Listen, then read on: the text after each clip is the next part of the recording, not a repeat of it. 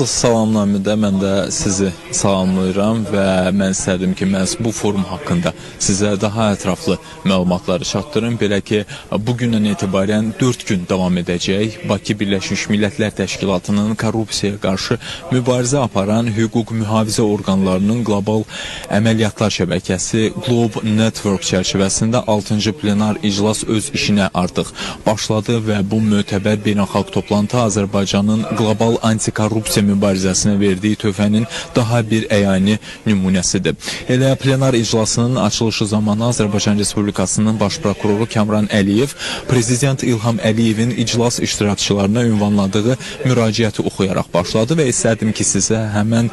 müraciətin bir hissəsini diqqətinizə çatdırım. Azərbaycan Respublikası Prezidentinin müraciətindən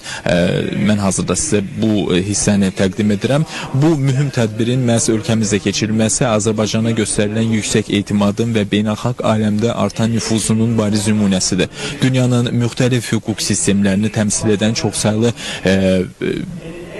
peşələri bir araya gətirən bu toplantı korrupsiyaya qarşı mübarizədə ortaq iradənin və beynəlxalq həmrəyliyin təcəssümüdür. Azərbaycan Respublikası korrupsiyaya qarşı mübarizəni hər zaman həm milli, həm də beynəlxalq prioritet kimi qəbul etmişdi və bu istiqamətdə də hüquqi və institusional çərçivəmiz korrupsiyaya qarşı mübarizə üzrə komissiya və baş prokuror yanında korrupsiyaya qarşı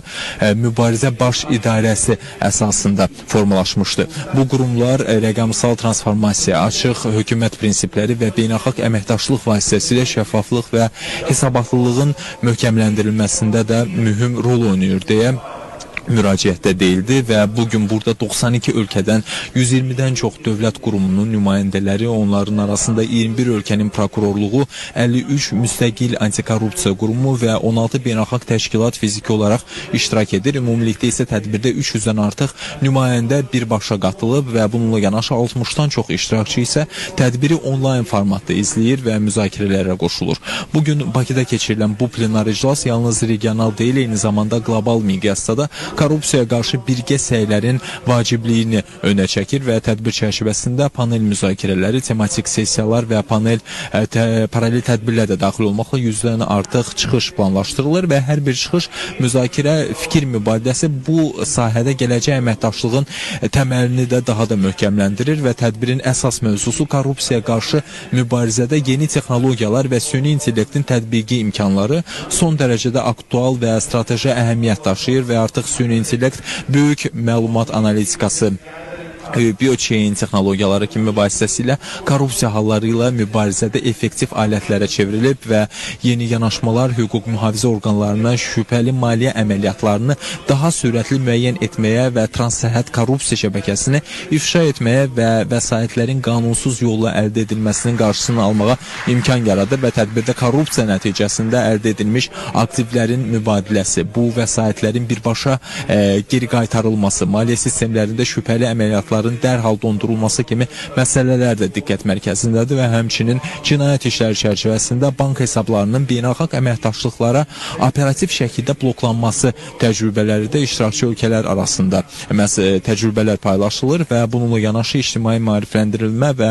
əhalinin hüquqi savadlılığının da artırılması da məhz korrupsiyaya qarşı mübarizədə əsas istiqamətlərdən biri kimi vurğulanır. Çünki bu sahədə uğurlu nəticələr yalnız hüquqi və institusional tədbirlərdə deyil, eyni zamanda cəmiyyətin fəal iştirakı və dəstəyi ilə də mümkündür. Eyni zamanda tədbirdə dünyanın müxtəlif ölkələrinin hüquq mühafizə orqanlarını təmsil edən 50-yə yaxın yüksək vəzifəli şəxs də iştirak edir. Bu isə tədbirin yüksək siyasi və peşəkar çəkisini göstərir. Eyni zamanda plenar iclas çərçivəsində xüsusi diqqətə layiq təşəbbüslər də irəli sürülüb və Azərbaycan Respublikası Prokurorluğunun təşəbbüsü ilə bu il ölkəmizdə elan edilmiş konstitusiya və suverenlik ili ilə bağlı habelə Azərbaycanın COP29-a sədrliyi fonunda ekoloji hüquq pozmalara qarşı mübarizəyə dair ayrıca sessiyalarda və panellər də təşkil olunacaq və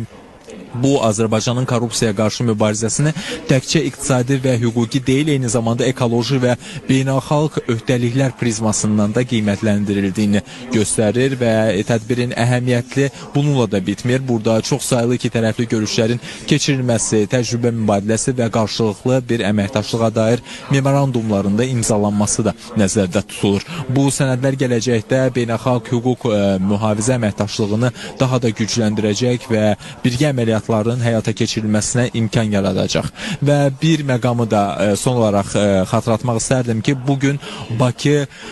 korrupsiyaya qarşı mübarizənin qlobal mərkəzinə çevrilib və bugün burada səsləndirilən hər bir fikir, paylaşılan hər bir təcrübə və atılan hər bir adım şəffaflıq, qanunun aliliyi və ictimai etimad naminə mühüm əhəmiyyət daşıyır və Azərbaycan korrupsiyaya qarşı mübarizədə həm milli səviyyədə, həm də beynəlxalq platformada daim təşəbbüskar mövqe sərgiləyir. Bu tədbirdə bu istiqamətdə atılmış növbəti əhəmiyyətli addımdır və beynəlxalq tədbir öz işini mayın 23-də başa vuracaq. Hələlik mənim sizə çatdıracaqlarım bunlardan ibarətdir, lakin irəliləyən saatlarda daha ətraflı məlumatlarla yenidən qarşınızda olacağıq.